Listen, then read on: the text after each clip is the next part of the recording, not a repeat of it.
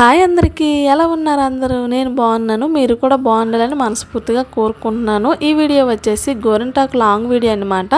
Already నేను short వీడియోలో upload చేశాను. చాలా బాగా పండింది. ఎందుకంటే ఇది మా ఊరు నుంచి వచ్చిన గోరింటాకు కాబట్టి బాగా పండింది అనమాట.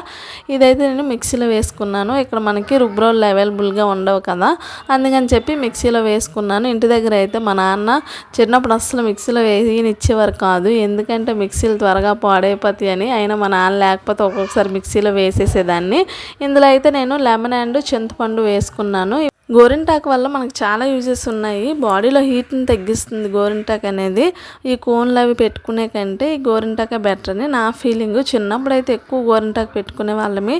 అప్పుడు చాలా టైం ఉండేది. ఇప్పుడైతే అస్సలు టైమే ఉండట్లేదు. పిల్లలు పుట్టిన తర్వాత అస్సలు ఇంక పెట్టుకోవడానికి అవ్వదు. అట్లీస్ట్ ఒక 5-6 అవర్స్ అయినా ఉంచాలి. నేనైతే ఫుల్ నైట్ ఉంచుతాను.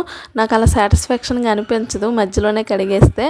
అందుకని చెప్పి నైట్ అంతా ఉంచుతానమాట. ఒక్కోసారి బాగా నల్లగా అయిపోద్ది అనమాట, ఎక్కువసేపు ఉంచిస్తే అలా అయిపోద్ది. మిక్సీ అయిపోయినాక వెంటనే పెట్టేసుకుంటున్నాను. నిత్య అయితే అస్సలు పెట్టనివ్వలేదు. నేను పెట్టుకుంటుంటే మాత్రం చూస్తూ ఉంది, అబ్జర్వ్ చేస్తూ ఉంది. నాకైతే గోరింటాకుతో డిజైన్స్ కాకుండా ఇలా సింపుల్గా పెట్టుకుంటే చాలా ఇష్టం. 2 చేతులకి అయితే కంప్లీట్ అయిపోయింది. నెక్స్ట్ ఏమో కాలుకి కూడా సింపుల్గా చిన్న చుక్కలు అయితే పెట్టేసుకున్నాను. ఒకప్పుడు అవి కూడా పెట్టుకోవడం వచ్చేది కాదు. ఇలా పెట్టుకుంటూ ఉండు కొలది అది కూడా పెట్టుకోవడం వచ్చిందనమాట. చూసారా ఎంత బాగా పండిందో కదా, చాలా బాగా పండింది. అవునట్టు మర్చిపోయాను, గోరింటాకు బాగా పండితే మంచి భర్త వస్తాడని, బాగా పండకపోతే మంచి భర్త రాడు అని అంటారు కదా. అది ఎంతవరకు నిజం, మీలో ఎవరికైనా తెలిస్తే కామెంట్ చేయండి.